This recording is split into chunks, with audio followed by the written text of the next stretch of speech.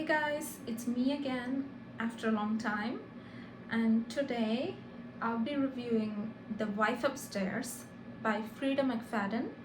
So, lately I've been listening to a lot of McFadden's books on Audible, and The Wife Upstairs was the first one I listened to.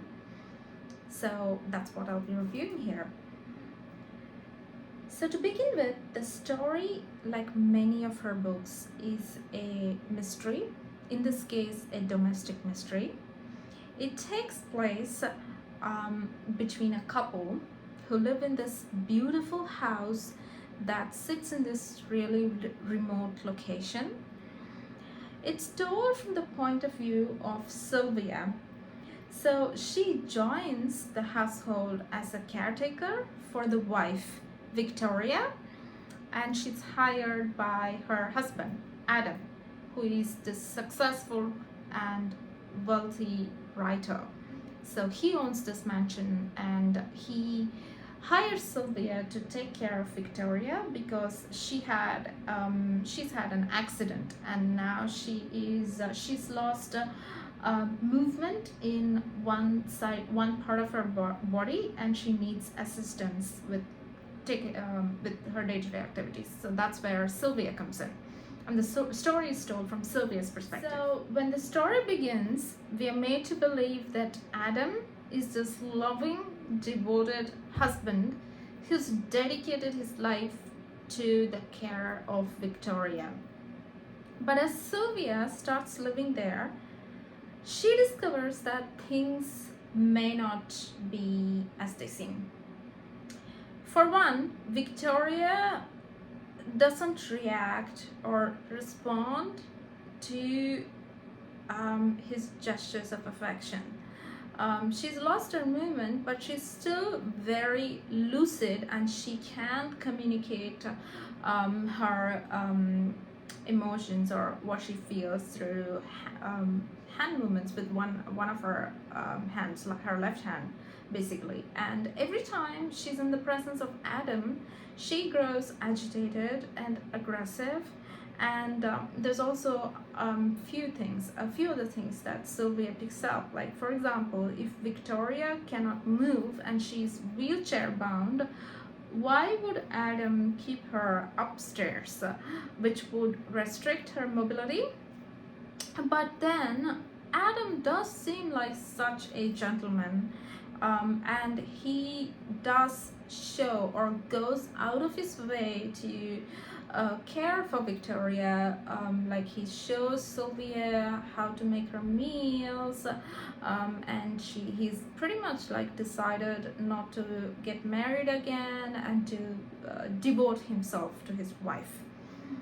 There's also this one other thing where every time Adam tries to give Victoria her medications, she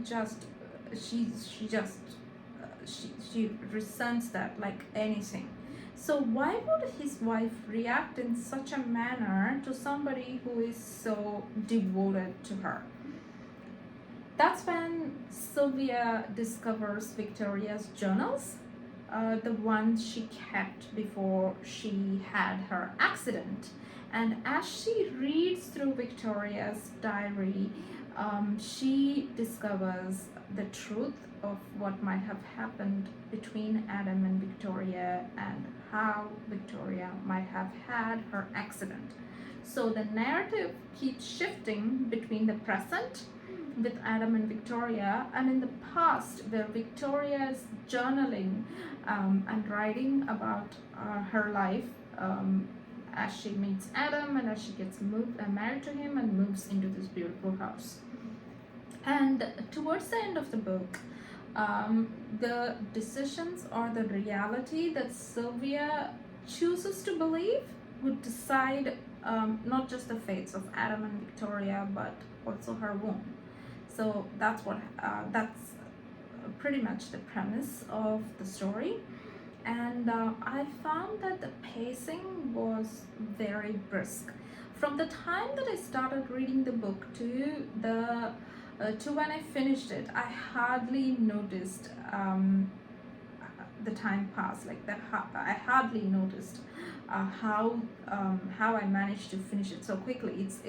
The story moves that quickly, and also it leaves you with so many unanswered questions as you read through it, but answers them all and leaves you with a very satisfying ending by the end of the book. So all the mysteries are tied up, and it all resolves beautifully, but in a very unexpected fashion. So as you read along, you are led to believe in something, like in a certain truth, but by the end of the book you discover that that might not really be the case, which I found was very, very interesting. So it has two two major twists that I didn't see coming at all, but it fit in. Like, I know there are some mysteries that throw these twists at you just for the value of just for shock value, but that wasn't the case with The Wife Upstairs. The plot twists and the plot turns that it has are quite really genuine, and that does tie in with all the clues you've been given all along, and with tying the whole mystery up in a nice little bow, which was amazing. If I could think at all of anything that could have been improved in the story, in the narrative, maybe it would be the descriptions.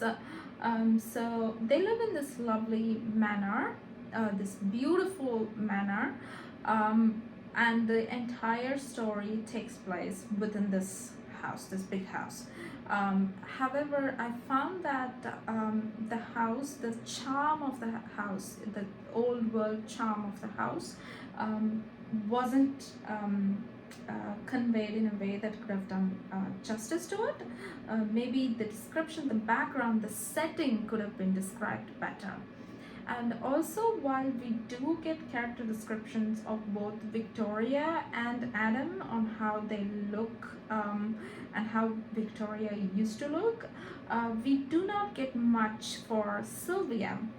I know it's difficult to describe point of view characters, especially if it's a first person narrative, yet maybe you could have, you know, I would have loved to know at least her eye color, her hair color, how she looked. So yeah, that might have been something that could have been improved upon.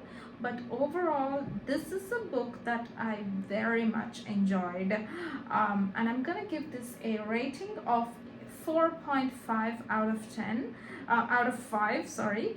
And it's definitely recommended if you love thrillers, mystery, and just a good story. So yeah, The Wife Upstairs is a win.